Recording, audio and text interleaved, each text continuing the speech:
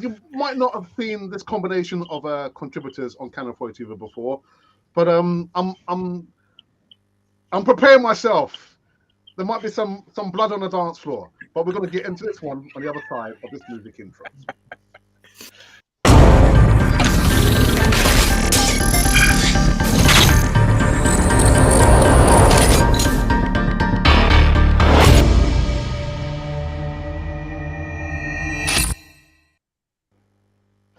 Yes. We are back in full effect. It's the Canon Project segment, not the one for the longest time. And lo and behold, we've got a full house here. Yes, Glenn Wynn, how have you been, brother? How are you? Yeah, it's good. The good thing is about the blood on the floor is we all bleed the same, eh? Yeah, I'm good, Alex. As I said, you're off air. There's a lot of things going on, but I'm good. I'm blessed and I'm alive. That's the bottom line, and that's how we roll, eh? Yeah. Amen to that. Isaac, how is you? I'm doing great, and I can see you today. You decided to go with a panel of 5, and I'm trying to think. Perhaps is it because we are 5 points clear? And you decided to have a panel of 5. Isaac, I'm not that smart, Isaac. I wouldn't think of that. But good thinking. It's great that it's good that we are back and we're back to business, and we've got to put to the end some of the debates that are going around, and we have got to move on and let go of some things that maybe as a fan base we've been clinging to. Yeah. We're going to get into that anyway. Tony, where's the Henny? Hey. Oh, you back here? Right. Oh dear, what's happened there? Hey, he's back. Right, Tony, you with us? Yeah, I swapping devices, so this one sounds much better. Great stuff. Yeah, this is. Yeah, it was just showing off. Want to be Swapping devices. I've only got one device, man. We're talking about swapping devices. We don't do that on People TV, man. Swapping devices. Anyway, Tony, how have you been, man? You been all right? I'm good, buddy. I've broken up from school, so now is my time, free time to enjoy one's festive season. Nice one. Well, welcome back anyway on Canon 40 TV, and I'm hoping you're going to share some of your Henny with me later on. Anyway, Richard, welcome back. It's been the longest time, at least with me. I know you've got a Thursday night show over Ange, the first day of Canon 40 TV, but welcome back, Richard. How have you been? Not too bad at all. I saw grandson today again at home, so that was good. Got home and the Open Reach had decided to do some work and knock our internet out, so that was the scramble. That's why I was late. No worries. Well, Yeah, anyway, welcome back. Good. So yeah, the first topic on this latest Canon project. We're just a few weeks away from the January transfer window, Glenn Wynn. What business does Arsenal need to get done? Now, I know literally there's been some talk about David Ornstein talking about Mikhailo Mudryk. What business does Arsenal need to do in the January transfer window, Glenn Wynn?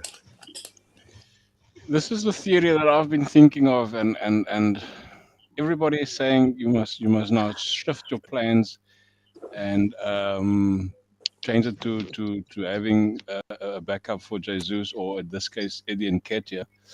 I don't think we should shift our plans. We should stick to the plans.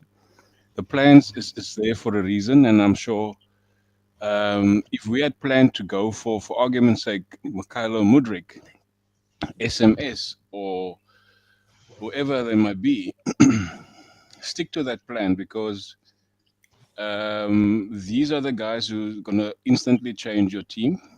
Yes, we have a problem with Jesus being injured, but now you're going to have to change your plans and possibly buy a player that you didn't need, because in my opinion, is that we didn't plan for a number 9. We gave Eddie 100K a week, and that was our backup plan. So stick to the plan of what you wanted to do in the first place, and the minute you're going to start changing that plan, your whole perspective and going for the kill is gonna change, because now you're gonna go for a player that you didn't plan for. So you need to obviously then change everything because of that, and that can be our downfall. So I would say stick to the plan, go for what the wide player, go for the CM, and whatever ever other backup you plan to get, because surely there was a different scenario last season where we didn't get any in January because of what the plan was. The plan was always to clear out the wage bill. We all said, yeah, but we should have gotten this and should have bought that, and but the plan was always to clear the wage bill, and that was done. Now we're in a different scenario. We're in a different position as last season. We are 5 points clear. We have to add those additions to get to probably that win or top 4. We're already in top 4, in my opinion. We stay there. So we are overachieving at this stage, and stick to that plan. That's what I'm saying. Go for it. Stick to the plan. Buy your wides, buy your CMs, and don't change it. I'm going to fly to Tony. Tone, your business, January. Didn't buy anyone last January. Just want to give a big shout out to my local island.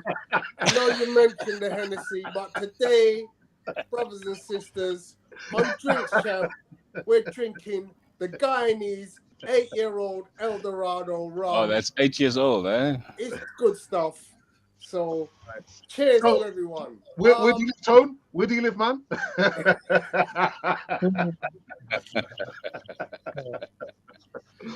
Oh dear. Yeah, Tone. Business in January. Okay, so I don't really like to speculate. I am the worst person for transfer window gossip. I hate it. I absolutely hate it. I'm always of the opinion, let the club do what they want to do.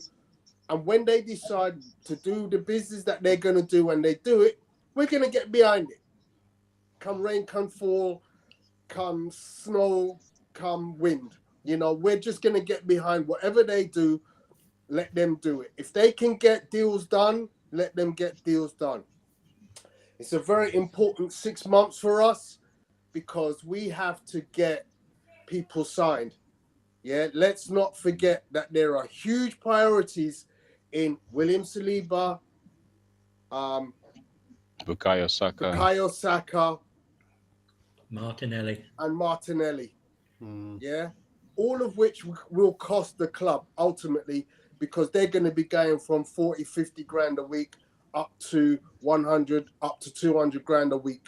So there's money to be spent in those areas, which has to be done, because it would be criminal to let any of those 3 players leave and not get market value for those 3 players. So it's tantamount. So if we don't get a player in the January transfer window and we sign those 3 players, job done. Yeah. Job done. Yeah. Now, as Glenwyn said, you know, look, they had a plan at the start of the year. If Gabriel Jesus is out, we got Eddie Nketiah. We just upped his salary to 100 grand a week. He should be ready to come in and fill those boots. My fear is what happens if he now picks up an injury. Yeah. So that's why an emergency plan needs to be put in place. Now, whether that emergency plan becomes we pull back one of our players from loan, i.e. following Balogun, or we go out in the market and we buy another player, that's a decision Arsenal need to make. Because remember, if you go out and you buy another striker, you've effectively pushed following Balogun back in the pecking order. Yeah. Yeah, and Yeah. he's only just signed a deal, right? So you now create a hole unnecessarily. So I'm going to leave that very difficult decision of what you do and how you do it down to the people who are paid a fortune to make Yeah. that decision. Yeah. Yeah. Yeah. Yeah. And whatever they decide to do, I'm going to run with it. I'm going to be happy with it. I'm going to, applaud it, and I'm going to be applauding the players that they've chosen to run with for the next 6 months. As I said, this next 6 months for Arsenal is huge. Yeah. Now, we are at a formidable stage in terms of where we sit in the league table. 5 points clear with a game and a half literally to give against Manchester City in what would we consider a title run. But with a huge chasing pack of Tottenham, Newcastle, Man City, Man United, Liverpool, all wanting to gain ground on us if we should drop points. So those guys at the top, they know what they got. We got a little bit of a stumbling block gap. We can give a game and a half, but what we can't afford is 3 or 4 games, because we know Tottenham play Man City in January, so somebody's got to lose points there. Yeah. Yeah. Absolutely. We Tom, won't can I pick up on something you said before I go to Richard? You spoke about Eddie Nketiah. I know you don't really rate Eddie Nketiah, but he's with us. You're saying about if he was to get injured. Now, when you was on Canal 14 for the first time, you spoke about how Thomas Partey is like the player who makes Arsenal the first team work. Surely, if he got an injury, that would be more devastating to what we're trying to do this season rather than Eddie Nketiah, no? Yeah, I agree. I mean, Thomas Partey is undoubtedly, to me, the most important player in the whole team to keep fit and to try and maintain his presence on the pitch. I mean, what you have to look at is who are his backups. Yeah. And it's kind of similar to Nketiah. If Nketiah gets injured, you're kind of looking at Gabriel Martinelli hopefully filling in. Or do you bring in Balogun, or do you bring in another player? You look at the Thomas Partey situation, you're looking at potential players like Zinchenko, Xhaka, Lokonga, El Neni. In any form of formation that you want to select that in. Because what you see currently is you see Thomas Partey plays a single pivot, but he gets married up with Zinchenko. I got to say something, actually, very quickly. I thought Kieran Tierney on Saturday was driving that midfield in a Zinchenko-ish way with great aplomb. Yeah. Wow. Okay. Richard, to you. Business to be done. January. Partey injury. No backup. Nketiah. Yeah, well, we know we were going for at least a wide forward and some sort of midfield option was Ornstein has said merge. We've gone from Gakpo and David to Mudryk, and he's our number one option. And Ornstein's probably the go-to guy when it concerns us transfer business. That's fine. We probably need somebody who can fulfill that Partey role, because other than Zinchenko and El Neni, they're the two most natural at it. But with Nketiah's, with Jesus' injury, will they change it from 2 midfielders to another forward that can play the 3 positions, just in case Nketiah goes, and then you've got to put Martinelli in just to give you an extra body in there? Or do they promote Crozier Dubry for the rest of the season, because which is a risk, but in the games he's had, he's shown. But that's the decisions they've got to make. That's what they're paid the big bucks for. we need at least 2 bodies in. 3 would be brilliant, but we were too short before Jesus' injury, so at least two in January, I think. Richard, very quickly before I go to Isaac. Jesus didn't score any goals. 10 games without scoring a goal. He was getting chances, and he's getting chances, but it's his all-round game, isn't it? It was the pressing. It was bringing the other players in. If he wasn't scoring, he might have been giving an assist, and he was a constant pest. And he's pressure. What he brings is that winning mentality. He knows how to win, what it takes, and Nketiah might get the same amount of goals, but he's not going to be able to press like Jesus, and he hasn't been in that position where he's got 4 winners' medals, and he knows what it get to get you over the line in the big games, in the big situations. But that's what you'll miss. Not necessarily the goals, but that little extra that Jesus has got, that little bit of star quality. I never thought I would have said literally Martin Odegaard would be the top scorer so far. I never saw that one coming. Never saw it coming. Isaac, business to be done in January, if any. Yeah, we've got to do better than last January, because last January we did not bring anybody in, and it did cost us in some ways. Yes, they do have a plan on who they want to buy, or Arteta has a blueprint of what he wants, and he knows who he wants and at what time. But we've got to do better if we want to push further, or to push to the end, and compete for the title. Although I've listened to so many pundits, and they're saying if we win the title this season, we would have achieved, because of the rebuilding phase on where we are. Yes, we probably need a wide player and a party replacement. Those are my 2 priority areas.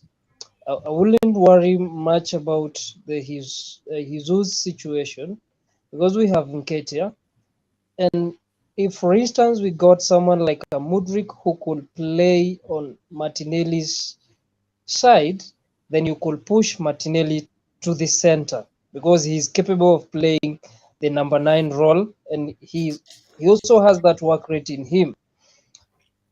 But I've seen reports that Shakhtar are asking up to 100 million euros for Mudryk, which is a little bit expensive. And I don't think Arsenal can pay such an amount. But I will ask, if Man City are capable of getting Haaland at 57, that means they have someone who knows to do business, who knows how to negotiate deals. If you don't want to take this, then we'll go for another option, because this is all we can offer. I am tending to think, are we capable of negotiating? Because at the moment, Shakhtar are asking for around 100 million. Are we capable of negotiating and probably getting him at a cheaper price, which we can afford? Because a few weeks ago, Mudryk himself did post something on his Insta page that he is worth 40 million. He himself said before he was worth 20 million. But at this point, he posted and said he's at around 40 million, and the club is asking for around 100, which is too high for where he is even valuing himself. I've watched him. He is a great talent, and he doesn't drag to the bar line. He's someone who's dribbling and drawing to the center field, where he can be most dangerous. And if we got a Mudryk and we have an Nketiah up front, or Martinelli, because of his quality, we could see more of the ball being supplied to the strikers. So let's not worry about bringing in a striker as we have just discussed. Because if we worry about bringing in a striker, who do we think can be a backup striker, a decent striker at a good amount at this moment? Because if you really want to bring in an established striker, it will be a little bit expensive, because you want to bring someone who can change or who can adapt quick, and that is someone you can bring from the Prem. Because if you go to the other leagues, my opinion is before they adapt to the league, Jesus will be already back, and then it will be a waste of money. But if you want to bring someone in, you will probably go for a Mitrovic or this Brentford guy. Ivan Tony. Yeah, How Ivan about Tony. Zaha? Those He are can play up. Zaha can play across all front three, and he's in the last year of his contract. yeah. So if you bring those who are established, it will be a little bit expensive, and then you push the guys that you've given new contracts further back, and then you hinder the development. But Isaac, does it not apply for Mudryk as well? Because he doesn't play in the Premier League. So if we do have the spending power to buy him at £100 million, let's just say he's unproven in the Premier League. So, is Mudryk in that position? Is he a priority? Would you surely not go for a striker like Ivan Toney who plays in the Premier League and it'd be a lot less money than £100 million? So you spend that money on a player who's not played in the Premier League. That's a big risk, no, Isaac? I'll be looking at it from this point, brother Alex, because I'm looking at Mudryk and the style of play. I'm trying to base my argument on he fits in the team because of his style of play. He plays the tiki-taka kind of football. He is not someone who's fumbling on the ball. He dribbles. He has his ball control is sure. You know, there are some other players who are super, but they have a poor ball control. But I've watched him play severally. Yes, he is not played in the Prem, but he is someone who is a real gem. Come 2 or 3 seasons from now, he'll be a lot much more expensive, and a striker for me wouldn't be a priority, because if you bring in someone who can supply the already exist strike force that you have, you can imagine you bring in a striker who is not as vibrant as Jesus. Jesus has made a difference because he's as vibrant. He is playing at most of the time you find him defending. He is in the midfield and he is striking. And then you bring someone who is entirely dependent on the midfielders to supply him the ball. That will be a minus for us. But if you have a striking an existing striking force, and you have brought in a supply force, and you have a plan, it will be much better than bringing in a striker for me. Glenwen, do you want to add anything on top of what Isaac has just said? Yeah, sorry for that. I don't know what happened there. I thought it's a network situation from my side. Pardon me.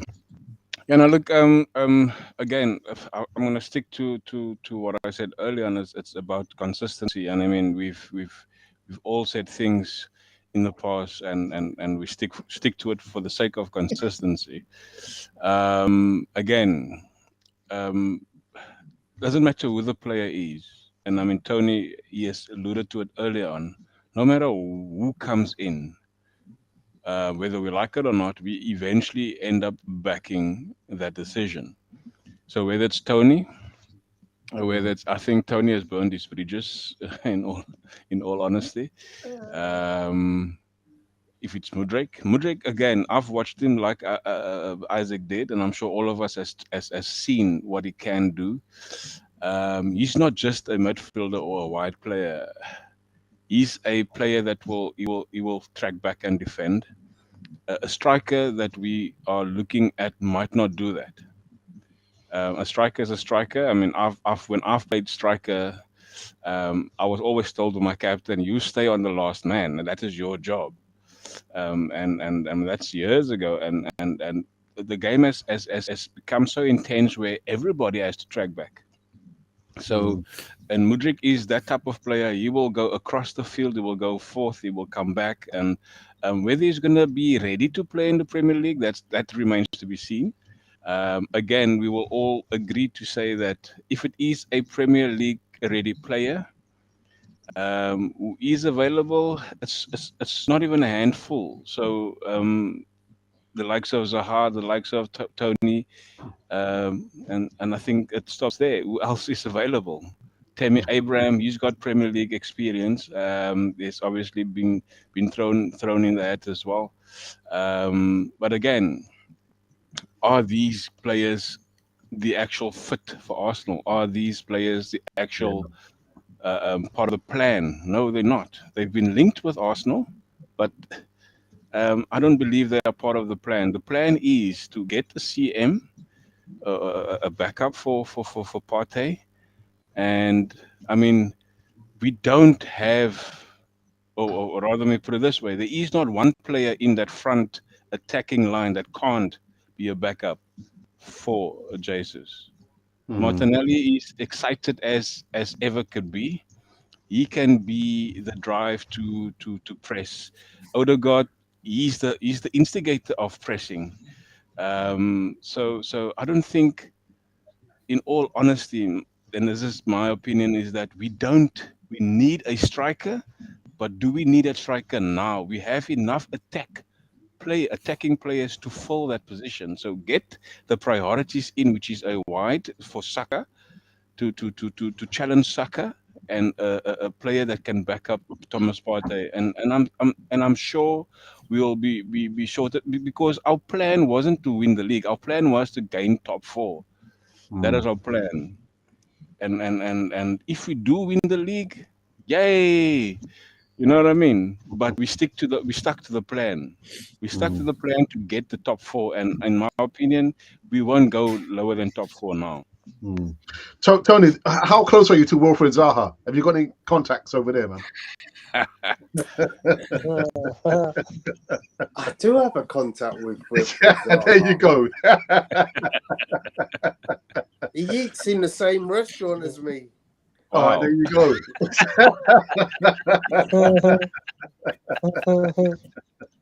Where do you stay, Tony? Where do you stay?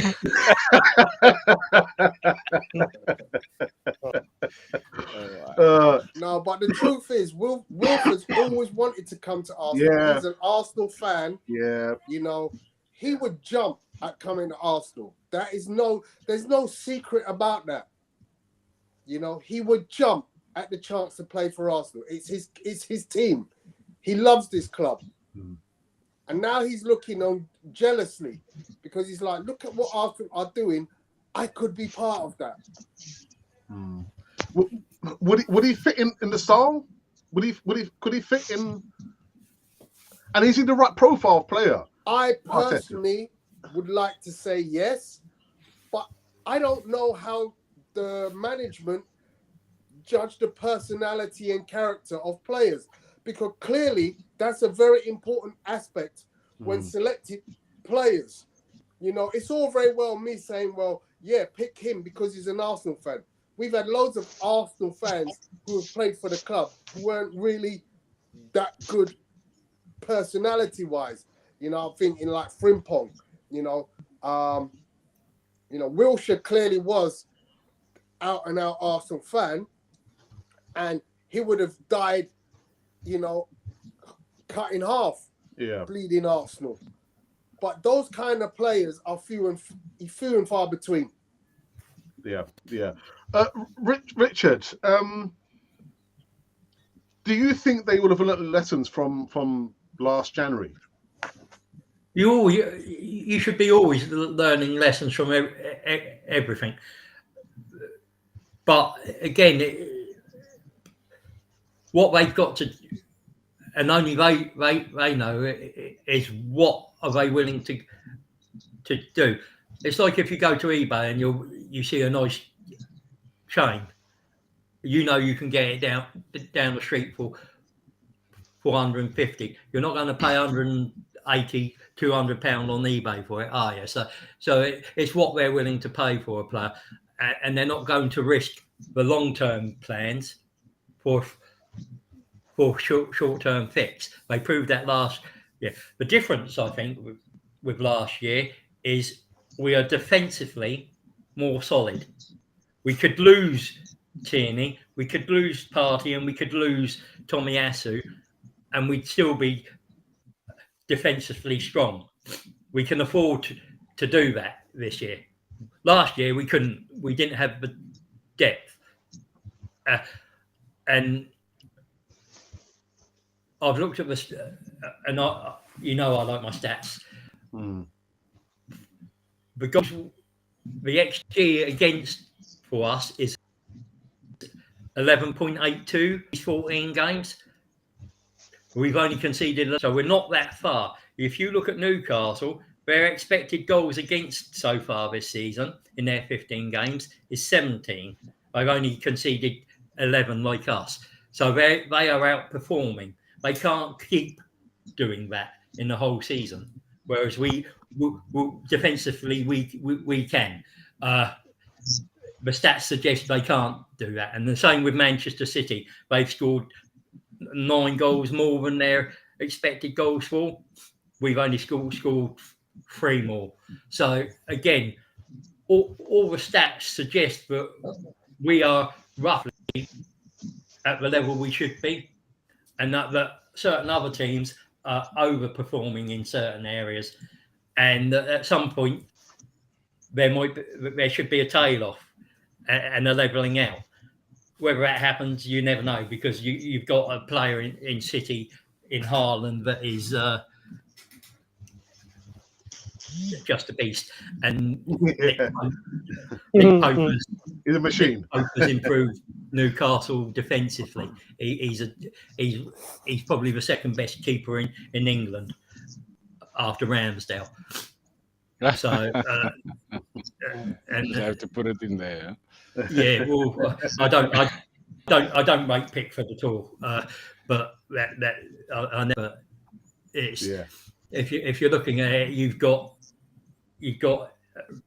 Ramsdale, Pope, and Henderson. Where's he gone? We've got a guy Henderson at Nottingham Forest. You know, let's go into the live chat. Catch up on some of the comments and listen. It's, as the young people would say, it's lit, whatever that means. Yeah. We've got our moderator, who's Ashley, says, "Hey up, Gooners. Hey up to you as well, Ashley. Hope you're keeping well." We've got Paul, Bray. Is it Paul, aka the Bray, aka in the North Bank? Good evening, Gooners. Welcome indeed. California TV with Alex and the Crazy Gang. Well, there's only one crazy one, that's me. And I've got Lynn. Good evening, Lynn. Says hi to all the guests and hi to you and even to you as well. Hi, Lynn. And she's saying Merry Christmas to you all. There are more runs available on Unfire YouTube. That's not me, that's Tony. But Tony's going to invite me to his house to drink the rum and maybe some Coke. If Arsenal do nothing like last January, are we okay with it? I am not. I won't be happy. Put it that way. We won't be happy. Tygonosaurus is in the house. Yeah. He says, evening everyone and a happy festive season to everyone. Paul says, we pay Eddie just over $5 million a year. I'm sure we have given him 2 years to prove himself. Last season, we would lose him for free. Okay. Whereby if sold next season, would have spent 10 million. I mean, this debate about Eddie Nketiah, is he the guy to lead the line, Tony? I have to have confidence in his ability to lead the line. I don't have a choice. I have to believe Yeah. that in there is the kinds of performances where we've seen, like against Man United and Chelsea in previous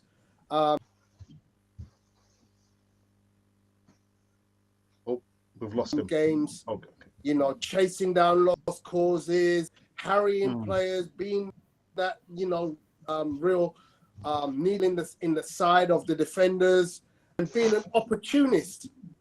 So I have to hope that he's learning, he's gaining confidence by playing with better players more regularly, and that will show itself come December 26th when we play West Ham. Yeah. Anyway, so one more in the live chat before we go on to the next segment. If you have seen the player that Pep brought to replace Jesus, he is to be feared after seeing him playing for Argentina. I forgot his name actually. So Arteta has to buy. Alvarez, yeah. Has to buy another replacement if we still want to be there or thereabouts.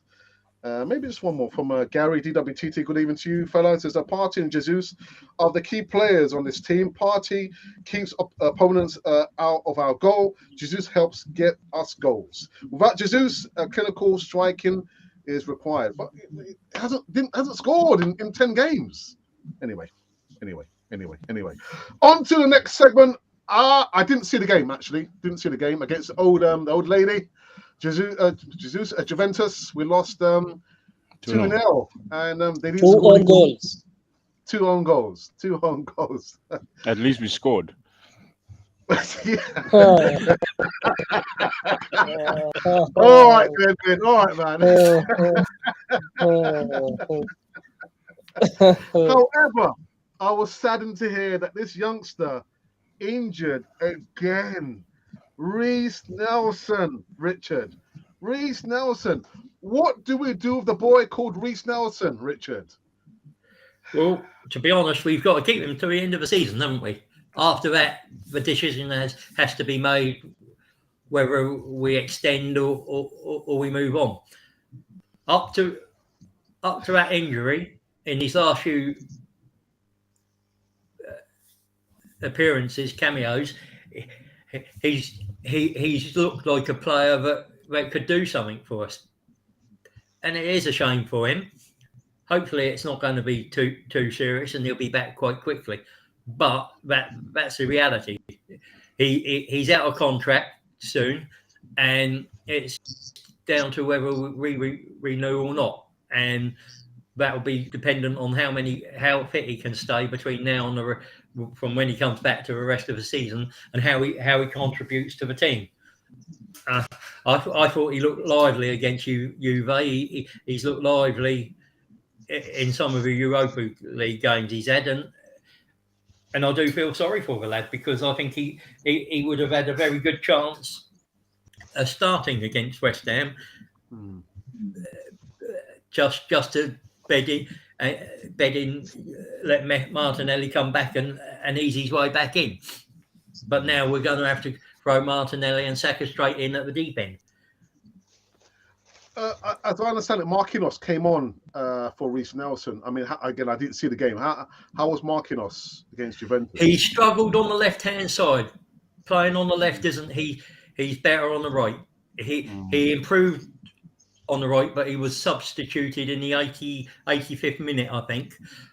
But on the left, he was ineffective on the left-hand side, unfortunately. And but when he moved over to the right, when Crozier, Dubry, Hall came on, his performance improved. So he does look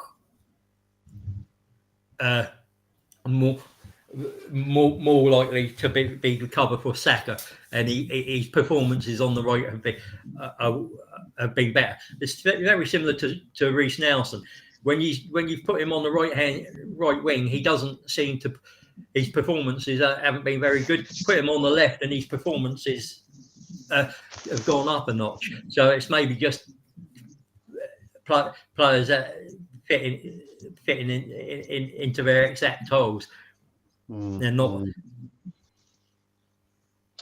For you, Isaac, Reece Nelson. Yeah, what? Injured again. Injured. He's become the new wheelchair now because he can't get a break. Every time he's come and he's playing more better, he's got a setback. But we've got to wish him all the best so that he recovers.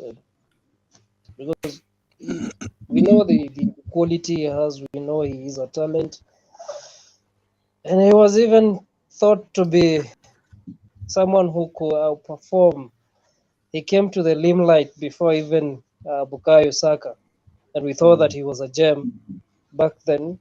Before we saw what Saka could do, we just got to let him recover and see what he could bring. Because at the moment, there's nothing we could do about it because he's injured, and we would have wanted the lad to play more because he's not had that real chance to prove what he is really made of.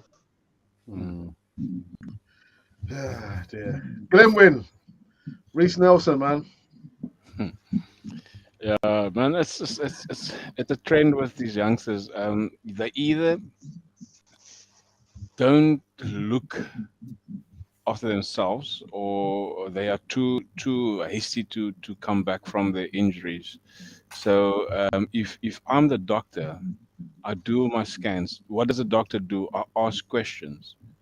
So if I ask you, Alex, how do you feel on your left shoulder? You are going to tell me it feels fine, but let's do more tests. So at the end of the day, is what the doctor asks, I give, and based on what I've told the doctor, he claims that I'm fit. Are you really fit? So in my mind is I want to play. I want to make a difference. I want to become that backup player that can take the chance that has been given to me. But am I really fit? Look at ESR. I mean, ESR was due to go with to Dubai. He's injured again. So again, a player with a problem. So at the end of the day, is if Reece Nelson doesn't apply his mind to get fit and 100% fit, he's gonna have the same problem. And it's a hamstring, I believe, or I don't know if it is, Yeah, but it was a hamstring. I think he pulled up there, and he looked like an exciting player against Lyon and against AC Milan. So he is the player that can challenge Martinelli for that spot. But he has to look after himself. I mean, we can all blame the medical team but I go to the doctor. The doctor will diagnose whatever I'm going through, experiencing is by what I tell him to. So that's how he will do whatever scans he does, and he will obviously diagnose me accordingly. So the guys needs to obviously take responsibility of themselves as well, and they need to stay fit in order to for the bigger picture to help out the team. So you need to look after yourself.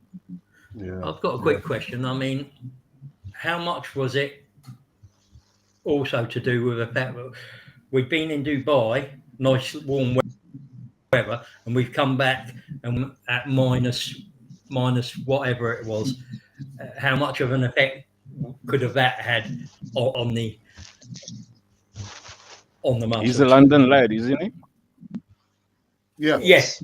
Yeah. So he should be You've just used gone to that. away to probably about 30 plus degree heat, and then you've come back and you're playing in minus, I think it was -3 on the night. Yeah, but Richard, you can argue that point with every other player that was in Dubai.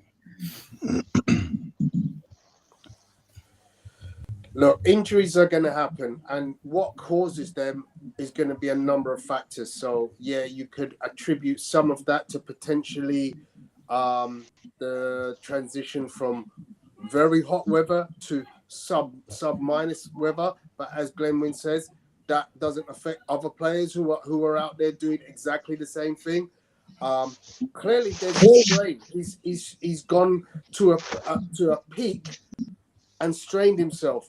You know, the team are very careful in monitoring the output of players and trying to make sure that they don't go past that point where they're getting into the area where they constrain things. You know, I personally don't think he's had the worst history of injuries. Yeah, I think you're right, Tone. Yeah. He's not an injury-prone player. I wouldn't put him anywhere near the category of a Jack Wilshere. This, to me, is his first real injury. Because let's be honest, he ain't played no football for Arsenal for a long time. Last year he played at PSV or Eindhoven, was it? Yeah, Feyenoord, I think it was. Yeah, it was one of the cup teams, weren't they? And we didn't get any reports of injuries. No, and they trained him hard. They said he lacked physical training, didn't they? There you go. There you go. Yeah. Dear. Anyway. Do you know what? Let's go on to the next and the last segment on this Canon project. There's going to be blood on the dance floor. But anyway, how can I put this? I'm getting a little bit tired of the Emi Martinez and Bernd Leno comparisons and whether we should have kept Emi Martinez and Bernd Leno, who was the best goalkeeper. We need to put it to an end. Put it to an end.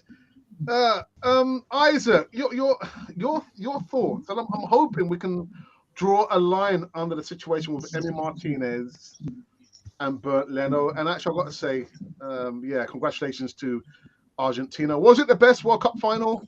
We might talk about that a little bit later on. But Isaac, Emi Martinez and Bernd Leno.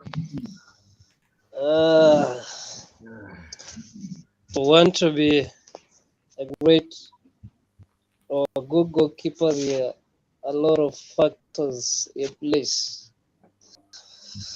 He was given the Golden Gloves, but if we were to be honest, there is someone who deserved the Golden Gloves than him.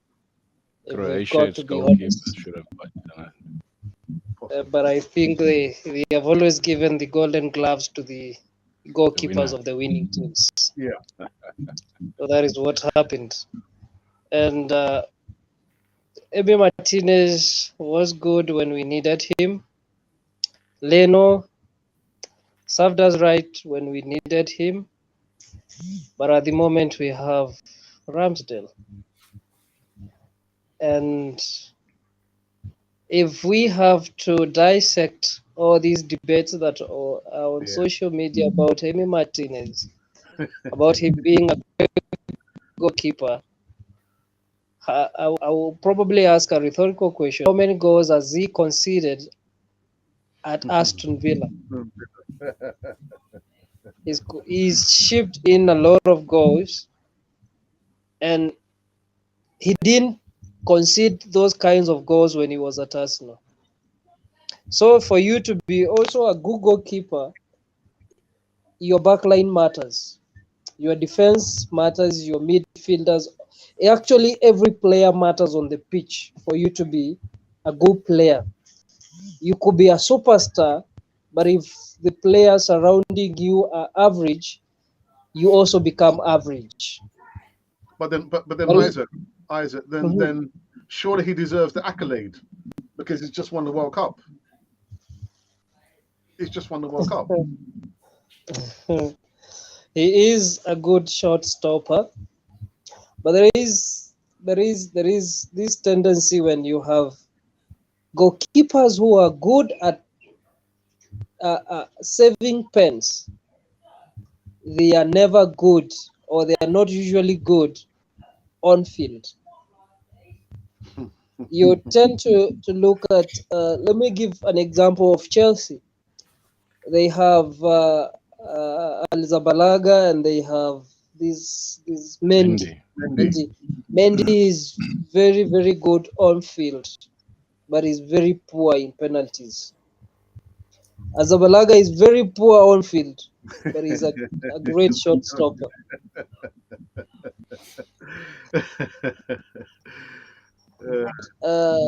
You look at the Man City goalkeeper. He's good on field, but he's also poor in saving Penalty. pens. You look at Hugo Lloris, he's good on field, but very poor when it comes to pens because he actually didn't save any pen. He conceded Are you all the really pens. making I you're don't really think he's ever made a comparison penalty, so with the So I'm Spurs trying keeper? to prove a point here. You look at Ramsdale, he is very good on field, but poor in Penalties. in saving penalties. That is the fact. But I've looked at Emi since he left Arsenal. The one of the reasons he left Arsenal is that he wanted to be guaranteed number one. But he was told that you have to compete for the number one spot. And that is one reason as to why I have my respect for Ben Leno. Because when Ramsdale came in, he did not cause mayhem on the bench. He left peacefully. And that is one of the reasons I salute the guy because he did not cause us any problems despite the fact that he had been pushed down the pecking order by Ramsdale because of how good Ramsdale was. And if you have two good goalkeepers, and then they are each one of them is showing what they can do on the training field, it becomes a headache for the gaffer, for the manager.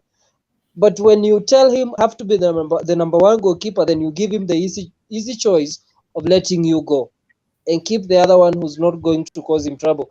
And knowing Ateta is someone who doesn't know how to handle trouble, he will let you go and handle the boys who listen to him. Because if at all you are in the dressing room to cause him trouble, he will let you go and have a harmonized dressing room that he can talk to, a dressing room that can listen to him. And apparently, we have 3 players who are now who are now managers or who are training to be managers. That is Shaka. We have Zichenko. Actually, I read the other day that he's done He's done his his exams, Yeah. and we have El Neni. And then Those are 3 players. If you have them on the field, then they think as a player and also think as a coach. So it could be an added advantage to us. Yeah. Tony, Martinez, Leno. Can we put this debate to bed now, please? No comment.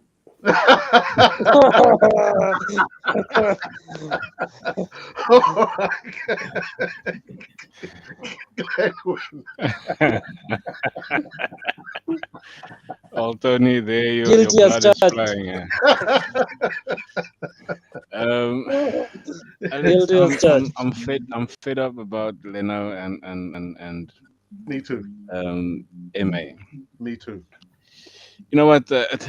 When they were and Alex alluded to it, when they were at Arsenal, they served us well. Uh, Whoever was the better keeper, you know, he's got the bragging rights, and that's it. They're no longer with Arsenal, so just forget about them. They move on. I mean, Emmy, I think when Villa won us 3-0 last season, I don't know what he did, but he did something that really upset some fans. I can't remember what it was. And it's like Lingard doing the moonwalk after scoring a goal against us type of thing. Xhaka throw his badge or his armband down, that sort of thing. So, in my mind, he's no longer there. So, cheers, boy. Well done for the Golden Glove, and well done for the World Cup. And that's about it. Leno, he's gone. Leno was a good servant. He's gone. He's now at Fulham, and let him be. And that's that. We've got Ramsdale and we've got Tina Turner. So let us focus on these guys. Yeah. Tina Turner doesn't look too bad. He's obviously have to come into play, and he needs to obviously show that he can be a competition for Ramsdale. So, Ma, Leno, cheers. Yeah. Yeah.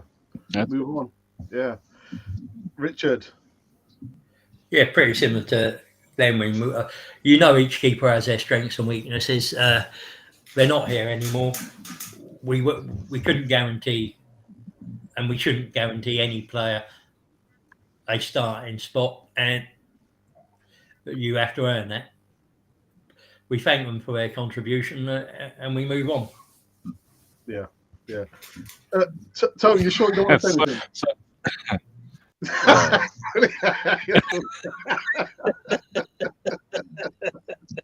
Fair enough. I can only try, man. The rum's talking. Yeah, let that talk. The rum. Sorry, Glenwyn. You want to say something, Glenwyn? No. See, I saw Alex, something in the chat, but I'll leave that to you. Yeah. All People right. have dwelt on the Yeah, go on, Isaac. We can hear you. I was saying people have been dwelling on the Leno and Martinez issue. Is like having an ex-wife and then you have a new wife, and then you keep telling the new wife about the ex-wife. Then you'll be in trouble. But the ex-wife was this good, the ex-wife, the ex-wife, what? Your new wife will tell you, you go get married to your Why ex-wife. was your ex-wife? Yeah, you go back to your ex-wife because it's becoming too much. We have a new wife. Let's concentrate on building this marriage. A new wife. Forget about the ex-wife. That's why he's polyamorous. Yeah. People got it spot on. Isaac, have you been drinking, man? From there, that's Eden. Oh dear. All right, let's go into live chat just for the last time anyway. Gary says I had Emmy. some henna. All right, that's what I thought anyway. Gary says, Emmy, who? Next subject, please. What are you getting from Santa? Dearie me. I saw a couple of other comments here. John Nagiza says, Martinez gave Arsenal 10 good years. I applaud that. A man with big ambition leaves us and wins the World Cup, gets a World Cup medal. Gary says, Alex, comment on Emmy. Tony, no comment. I agree. LOL. All right, okay, thanks for that. And First Lady says we were on last Thursday, and chat was playing up, hoping for this Thursday. I think everything should be fine actually now. We are back in action in a few days' time. Question: who has missed Arsenal playing in action? Every one of you. Definitely. Yeah. No, Tony. Tony, no comment. No, I can comment on this because I was a little bit reticent about the World Cup for a number of reasons. But I have to give credit to Qatar because the World Cup looked excellent. And when I did join in, starting to watch games, which was following the group stages at the quarterfinals and semis, I was very, very impressed by what I saw. There was a very high level refereeing. I know some people are going to... There's always going to be fans who are going to criticize refereeing. The referee in the England game against France was despicable. He gave this and he gave that. Well, hey, it is what it is. Yeah, you get that in the Premier League. But overall, I was impressed. I thought the games were of a very high standard. I was pleasantly surprised by the outsiders turning up and doing a number on bigger teams. And it gave me a lot of confidence to see those teams perform the way they did. Look, a player like Alex McAllister, bossing in midfield in a World Cup final from Brighton and Hove Albion. Come on, guys. It's the story of dreams. Also, the manager, he was only second division Argentinian, team, and he's gone back to managing and winning the World Cup. So, You know, we so had their story's all over, isn't it? we had an African club team in the semi-final. Yep. We saw 5 African nation teams managed by 5 African managers. First time ever. Yep. Yep. There's Yep. just so, you know, listen, I don't know if anyone's watched it, but I watched the FIFA Uncovered documentary on Netflix. Awful. Absolutely I saw it as well. scathingly awful. Yeah. If anybody hasn't watched it, go watch that, because that will tell you all you need to know about the absolute atrocities that have been happening in world football by FIFA since 1966. And, you know, look, it is what it is. At the end of the day, if we remove ourselves from some of those things and make those isolated things become things that we address separately to the football, like racism in football, like corruption in football, like, you know, all the other things that need to be addressed, then that's one thing. But at the end of the day, come Saturday at 3 p.m., we want to see football. And if it's of a high standard, that's what us as football fans generally just want to see. I've got to say, actually, the Moroccan midfielder, Sofian Amrabat, I thought for me, the guy, Arsenal, get it done, man. Get that deal. Wow. How about Camavinga? He was a beast in that midfield as well. Yeah. There are players there. There are alternative players that we could go into the market for, but yeah. I don't Actually, think Tony Real Wilson, Madrid will let Camavinga go. I think they see how good he can be. Yeah. And he had a brilliant game yesterday. Beautiful. Yeah. And so did Mbappe, but we're not about to go and buy Mbappe, is it? Are we? Yeah, I think. How about Ronaldo? Sorry for scores a hat and still not enough to win your World Cup. Yeah, shame, man.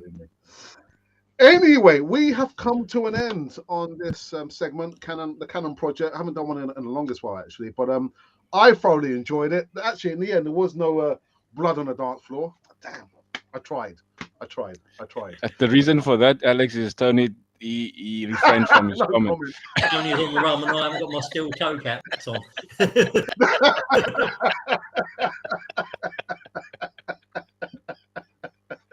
Oh dear. Well done.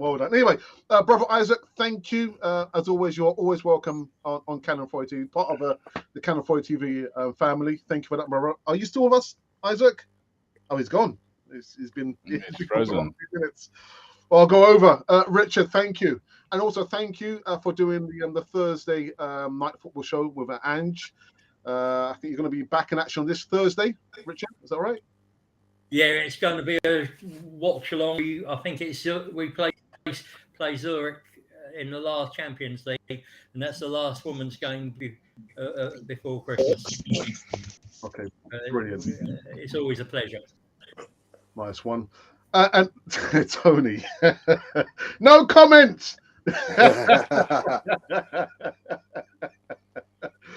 Nice one, Tony. Nice one. Thank you for coming back on the channel, man. Always a pleasure, my brother. Always a pleasure. Nice one. Save me some of that rum as well, man. It's here for you, my bro. Whenever you come round, you're always invited. This is waiting for you, bro. 8 years. Glen Wynn, round the corner, South Africa. Cape Town. Yeah. Well, thanks, Alex. It's always a pleasure. You know, I mean, I'll do my best if we don't have darkness in our country. Yeah. It's always a pleasure. Thanks for the invite.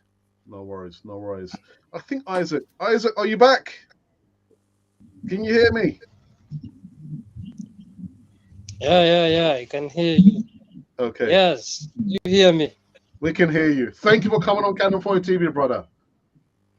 It's always a pleasure. This is family. It is Arsenal through and through. Yeah. Even if someone says no comments, we're still family. We are still family because they know what it feels to be an Arsenal fan. And I said we've suffered for the longest time ever. And it's night time that we enjoy. Yeah. Actually, here's something maybe Tony can comment on. So Tony, very quickly, if with all the injuries that are coming now, is top 4 at risk, or do you think we're a dead cert for top 4 this season? No, this is definitely not a certified placing. There's a lot of hard work to be done between now and the end of the season. When you consider that we haven't even reached a halfway point of the season. So yes, it's great that we're 5 points clear at the top. It's great that we'll be top in the new year on New Year's Day. However, as I said, you know, come the 1st of January, you know, look, Chelsea have signed Nkunku. That deal is done. You know, Arsenal need to follow suit. We need to sign a player, announce him before he even hits the club. Yeah. You know, because what you kind of have to think about is, if you sign a player from Ukraine, their season's in break, if I'm not mistaken. So if they're on break, you can get that player and say, like, okay, well, I tell you what, come down a bit early, come and do your medical, make sure that's all done, and get acclimatized so that on January 1st, you're in. Yeah? You're in. We're giving you, you know, the ability to come on at 60 minutes on that first game in January. But Tone, that's not the Arsenal way, is it? We like to draw things out for the longest time. See, and you asked the question earlier, will we learn from last year? Will we learn from what other teams have done? Will we learn from the fact that, you know what, actually, if you put some money behind this, there's a chance we can win. There's one little bit of kind of hope that I have is last year, Stan Kroenke had the LA Rams sitting nowhere. They had a relegation quarterback and nothing to support him. And they started the season on fire. And he realized, hang on a second, I could be onto something. And he invested in his team and went out and got 3 of the best players in the league on a 1-year deal. Odell Beckham, Von Miller, and I can't remember who the other one was, but he got 3 players on a 1-year deal. And just because of those 3 players, they won the Super Bowl. Yeah. Okay, Glenwood, just very, very, very quickly. I know we spoke about the potential, rumors about another takeover for Arsenal. When can we expect that video to come out on your platform? Almost gotten all the necessary information, Alex. It'll probably be another week or so, but I'm not in a hurry. I just want to get the facts straight. Yeah. I don't want to get into all sorts of unnecessary things that is not fact. Yeah, sure. Okay, and that's it. You will see me again tomorrow morning. Yeah, my school's also broke up for the half term. Yes. Yeah. I had a full head of hair when I started at the school, and now I've lost all my hair. Anyway. To all my contributors, thank you for joining me on this latest segment of the Canon Project. And this has been Canon for the channel for Arsenal fans for